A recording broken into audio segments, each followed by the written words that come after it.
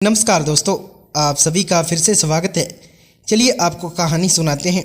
Office में मेरे ऊपर हर किसी की नज़र थी। केवल कर्मचारी ही नहीं बल्कि बॉस भी मुझ पर नज़र रखे हुए थे। एक दिन बॉस ने अपनी कैबिन में बुलाकर मेरे साथ करने की कोशिश करी। मैं बॉस को अपने से दूर धकेल कर कैबिन से बाहर निकल आई।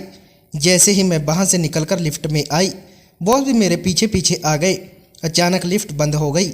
मुझे अकेला देखकर बॉस ने बंद लिफ्ट में ही मेरी नौकरी पाने के लिए मैंने जानबूझकर कंपनी के बॉस की गाड़ी के सामने आना चाहा।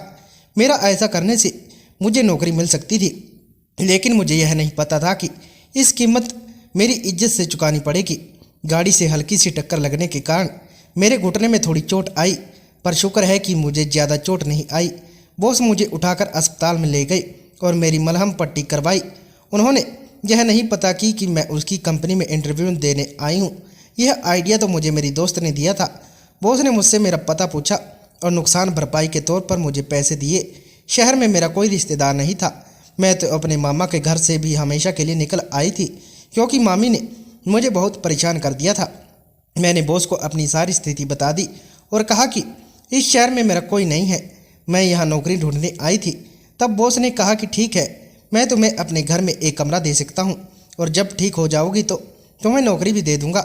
मुझे जो चोट लगी थी वो गलती से लगी थी।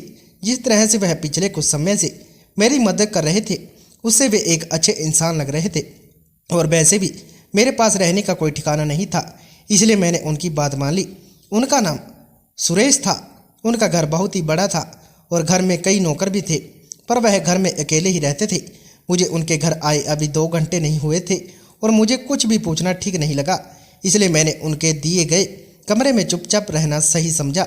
ऐसा यह अचानक हुआ एक्सीडेंट मेरी ज़िंदगी में आगे ऐसी कुछ घटनाएं लाने वाला था, इसका मुझे जरा भी अंदाज़ा नहीं था।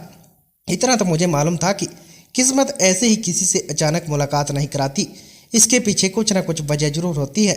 जब तक मेरा पैर ठीक न हुआ, सुरेश ने मेरी बहुत देखभाल करी। इस दौरान मुझे पता चला कि वह एक बड़ा बिजनेसमैन है। कुछ ही दिनों में मैं ठीक हो गई।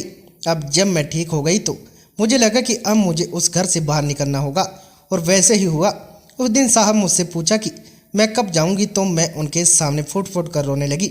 मैंने कहा कि मेरा ना तो कोई रहने का ठिकाना है और ना ही मुझे अभी तक कोई नौकरी मिली है। जिस दिन आपकी गाड़ी से मेरा एक्सीडेंट हुआ था, उस दिन मेरा एक इंटरव्यू था और अब वह नौकरी भी मेरे हाथ से चली गई।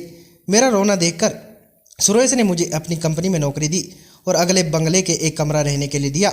उसने कहा, जब तक तुम्हें कोई दूसरी जगह नहीं मिलती तब तक तुम यहाँ रह सकती हो। मुझे तो इतनी अच्छी सुविधाएं मिल रही थी, इसलिए मैं घर नहीं छोड़ना चाहती थी, लेकिन सुरेश ने मुझे कहीं और रहने की व्यवस्था करने के लिए 1 महीने का समय दिया था। अब मेरी नौकरी शुरू हो गई थी। ऑफिस में जाकर मुझे पता चला कि सुरेश वहाँ का बॉस है। उस दिन पहली बार मेरी मुलाकात उस बॉस से होने वाली थी। मैं कैबिन में गई, जहाँ बड़े साहब मुझे एक तक देखने लगे। उन्होंने मुझे अपने सामने बैठने को कहा। मैंने उन्हें अपना परिचय दिया। फिर मैं उनकी कैबिन से बाहर जाने लगी कि उन्होंने दोनों हाथ से मेरा हाथ जोर से पकड़ लिया। वे मेरे हाथ छोड़ने को तैयार नहीं थे। नौकरी के पहले ही दिन बड़े बॉस ने मुझे 5-6 बार अपनी कैबिन में बुलाया था। उनका वह व्यवहार मुझे पसंद नहीं आ रहा था, लेकिन मैं उनसे कुछ नहीं कह सकती थी। अगर मैं कुछ बोलती तो शायद मेरी नौकरी चली जाती। उस दिन शाम को जब मैं घर गई तो देखा कि बॉस घर पर नहीं थे। मैंने सुरेश के घर में काम करने वाली नौकरानी से उनके बारे में पूछताछ करी। तब मुझे पता चला कि सुरेश उस घर में अकेला ही रहता है। सुरेश की इतनी दौलत देखकर मेरी आंखें चमक उठी। मेरे मन में पैसों का लालच पैदा हो गया था। रात को जब सुरेश घर आए तो जानबूझकर छोटे कपड़े पहनकर उसके कमरे में गई। मैं थोड़ा लंगड़ा के हुए चल रही थी। मुझे ऐसा चलता देख सुरेश मेरी ओर आया। मैंने उससे कहा कि मेरे पैर में बहुत दर्द हो रहा है, सहन नहीं कर पा रही हूँ, इसलिए मैं यहाँ आई हूँ। उसने मेरा हाथ पकड़कर मुझे अपने बेड पर बैठा दिया और मेरे पैर हाथ से फेरने लगा। मैंने घुटनों से ऊपर तक छोटे कपड़े पहने थे। मैं सुरेश को देख रही थी और उसका ध्यान मेरे पैर पर क्रीम लगाने पर था। धीरे धीरे मैं उसके करीब जाने लगी। तभी सुरेश ने कहा, आज की रात बाहर हॉल में सोता हूँ, तुम मेरे कमरे में सो जाओ, फिर उठकर तुम्हें अपने कमरे में जाने की जरूरत नहीं है। उसकी यह बात सुनकर मैंने अपने सिर पकड़ लिया था। एक खूबसूरत लड़की खुद उसके पास आ रही थी, लेकिन सुरेश तो बस मेरे पैर क्रीम लगा रहा था। कुछ देर बाद कमरे से बाहर चला गया, पर इतनी जल्दी मैं हार मानने वाली नहीं थी। मुझे अच्छे से पता था कि पुरुषों की कमजोरी क्या होती है, इसलिए मैंने अपनी कोशिशें जारी रखी।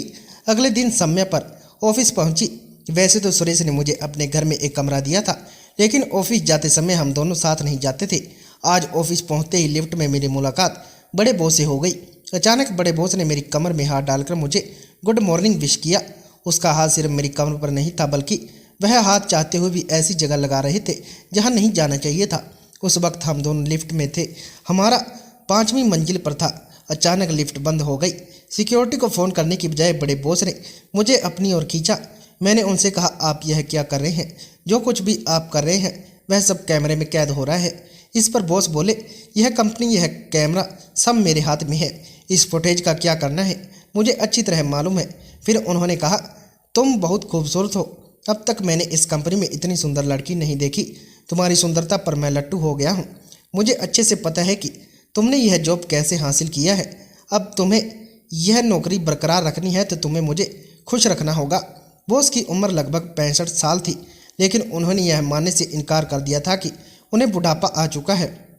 उन्होंने कहा, अगर तुम्हें जल्दी से अमीर बनना है तो यही सही तरीका है। मुझे भी अमीर जिंदगी जीनी थी, पर इतनी आसानी से उस बूढ़े के करीब जाने में मुझे घृणा महसूस हो रही थी। उन्होंने अपने हाथ से बैग नीचे रख दिया और दोनों हाथों से मुझे और भी मजबूती से पकड़ा। तभी अचानक लिफ्ट चालू हो गई और वह मुझसे दूर हो गई। लिफ्ट खुलते ही सामने सुरेश खड़ा था। उसने मुझसे पूछा, प्रीति तुम ठीक हो? मैंने उसे हाँ कहा और लिफ्ट से बाहर आ गई। अपने टेबल पर जाकर मैंने सबसे पहले 2 घूंट पानी पिया, क्योंकि लिफ्ट में जो कुछ हुआ उससे मैं बहुत घबरा गई थी। मैंने शहर में अकेले आकर खुद की जिम्मेदारी पर यहाँ रहने का फैसला किया था, तो मुझे मालूम था कि मुझे ऐसी चीज़ों का भी सामना करना पड़ेगा। एक अकेली लड़की के लिए यह सफ़र बिल्कुल आसान नहीं था। नौकरी के दूसरे दिन कंपनी के बड़े मालिक ने मुझसे यह अनचाहा व्यवहार करने की कोशिश करी थी। जैसे तैसे मैंने खुद को संभाला। आज मुझे ऑफिस में मेरी एक सहेली से पता चला कि सुरेश और बड़े साहब एक दूसरे के बहुत ही करीबी हैं। बड़े साहब का भतीजा था और कुछ समय पहले मैंने उन्हें लिफ्ट में एक दूसरे के सामने देखा था, लेकिन वे ऐसे बर्ताव कर रहे थे जैसे एक दूसरे को जानते नहीं। सुरेश अकेला ही रहता था। शायद उसे अपने पापा की बुरी नज़र के बारे में पता था, इसलिए उसने उनसे दूर रहने को सोचा होगा। मुझे उनकी निजी बातों में नहीं पड़ना था। आज पूरे बड़े बॉस ने मुझे कैबिन में नहीं बुलाया। जो मुझे खास बात लगी, जो चीज़ें सुरेश को करनी चाहिए थी वे उसके पापा इस उम्र में करना चाह रहे थे। मैं सुरेश खुश करने की कोशिश कर रही थी, लेकिन मैं उस बुढ़े के पास बिल्कुल भी नहीं जाने वाली थी। मेरा असल लक्ष्य सुरेश था। वह 40 साल का था। उसमें एक युवान था। वो मुझे बार बार उसकी ओर खींचता था। आज भी मैंने एक बार सुरेश के करीब जाने की कोशिश करी। रात में मैंने उसे अपने कमरे में बुलाया और अपने स्कर्ट के हुक लगवाने के लिए कहा। उस वक्त मुझे थोड़ी बहुत अर्थव के सुरेश स्पर्श महसूस हुआ। सुरेश ने मेरा हुक लगाया और तुरंत बाहर चला गया। कुछ देर बाद मैं तैयार होकर उसके कमरे में गई, लेकिन सुरेश वहाँ पर नहीं था। पूरे घर में उसे ढूंढने पर भी वह कहीं नहीं मिला। मैंने घर की नौकरानियों से पूछा। उन्होंने बताया कि साहब किसी काम से बाहर गए हैं। सुरेश का इंतजार करते करते मैं अपने कमरे में जाकर सो गई। इसी तरह कई दिन बीत गए। पिछले कुछ दिनों से हर रात मैं तैयार होकर सुरेश के कमरे में जाती, लेकिन वह मुझे कहीं भी नहीं मिलता था। वह रात को कहाँ जाता था यह मेरी समझ से बाहर था। जैसे खूबसूरत और आकर्षक लड़की उसके सामने होते हुए भी वह मुझ पर ध्यान नहीं देता था। यह बात मेरी समझ में आ रही थी। आखिरकार मुझे उसके करीब जाने का मौका मिल ही गया। उस रात मैं अच्छे से तैयार होकर उसके कमरे में गई। वह खिड़की के पास खड़ा था। उसके पास जैसे ही मैंने उसके पीछे से गले लगा लिया। काफ़ी देर हो गई, लेकिन उसने मुझे खुद से दूर नहीं किया। मैंने उससे कहा, सुरेश अब यह नाटक बंद कर दो। तुम्हें अंदाज़ा भी नहीं है कि इन दिनों तुमने मुझसे कितना तड़पाया है। तुम्हारे सामने इतनी खूबसूरत लड़की होते हुए भी तुम यूं ही भाव खा रहे हो। बातें करते करते मेरा हाथ धीरे धीरे उसके शर्ट पर फिरने लगा। जैसे ही वह मुड़ा, मैंने आंखें बंद कर उसे गले से लगा लिया। उसने मुझे अपनी बाहों से भर लिया था और ऐसा लग रहा था कि वह मेरे साथ समय बिताने के लिए तैयार है। उसने मुझे बहुत आसानी से अपनी बाहों से ले लिया था और धीरे धीरे मुझे लेकर बिस्तर के पास आ गया। जैसे मैं बिस्तर के किनारे लेटी, मेरा हाथ बिस्तर के पास लगे एक बटन पर चला गया। तब भी कमरे की लाइट तेज हो गई और जोर की आवाज़ आई। यह देख मैं हैरान हो गई, क्योंकि मेरे सामने जो इंसान खड़ा था वह सुरेश नहीं बल्कि उसका बड़ा बॉस था। वह लगभग 65 साल का बूढ़ा था और सुरेश के कपड़े पहनकर वहाँ खड़ा था। मैंने खुद को उससे दूर किया और कहा, आप यह मेरे साथ क्या कर रहे हैं? मैं आपकी शिकायत आपके बेटे से करूँगी। वह हंसते हुए बोला, मैं तुम्हें वही देने आया हूँ जो तुम चाहती हो।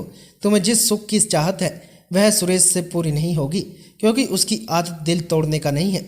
लेकिन मैं तुम्हें निराश नहीं करूँगा। इस रात मेरे साथ बिताकर देखो। इसकी बातों को सुनकर मैं सदमे में आ गई। मैंने कहा, आप मुझसे जिस सुख की उम्मीद कर रहे हैं वह मैं आपको कभी नहीं दे सकती, क्योंकि मैं आपके बेटे से प्यार करती हूँ। वह हंसते हुए बोला, प्यार, और वह भी सुरेश से? सुरेश कभी तुम्हारे प्यार की कदर नहीं करेगा। पिछले कुछ दिनों से तुम्हें उसके पास जाने के लिए इतनी कोशिश करते हुए मैं देख रहा हूँ। वह हर रात कहाँ जाता है, यह जानने पर तुम्हारा सारा प्यार खत्म हो जाएगा और अंत में तुम्हें मेरे पास ही आना पड़ेगा। लेकिन चिंता मत करो, तभी मैं तुम्हें स्वीकार करूँगा। उसने मेरे पास आकर मेरा हाथ पकड़ लिया। मैं खुद को उसे दूर करने की कोशिश करने लगी। उसने कहा, डरो मत, मैं तुम्हें कोई ज़बरदस्ती नहीं करूँगा। जैसे तुम आई थी 1 घंटे बाद तुम खुद ही मेरे पास आ जाओगी, क्योंकि तुम्हें जिस ऐशो आराम की चाहत है वह मेरे पास है। हाँ, मेरी उम्र ज़्यादा है लेकिन ताकत में कमी नहीं है। अब जो कुछ वह तुम्हारी आंखों के सामने है। उसने मेरा हाथ पकड़ा और मुझसे कमरे से बाहर ले गया। फिर उसने मुझे अपनी गाड़ी में बिठाया और एक हॉस्पिटल में लेकर चला गया। हॉस्पिटल में वह मुझे क्यों लेकर आया था यह मेरी समझ से बाहर था। वहाँ पहुँचते ही हम पहुँचे। लिफ्ट खुली और सामने मैंने सुरेश को देखा। वह सिक्योरिटी की वर्दी में लिफ्ट में बैठा था। वह रात को एक अस्पताल में सिक्योरिटी का काम करता था। उसे इस तरह देखकर सच में मेरे पैरों तले जमीन खिसक गई।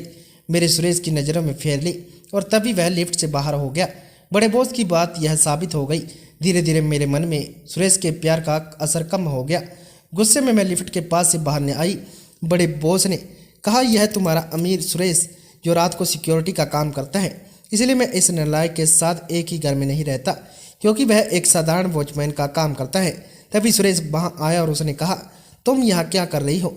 मैंने उससे कहा, तुम कंपनी के मालिक हो और फिर भी तुम ऐसा काम क्यों कर रहे हो?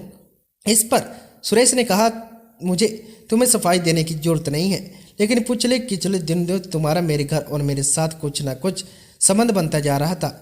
यह सच है कि मैं एक कंपनी का मालिक हूँ, लेकिन तुम्हारे मन में सवाल उठ रहा होगा कि एक बड़ी कंपनी का मालिक होते हुए भी मैं रात को वॉचमैन का काम क्यों करता हूँ।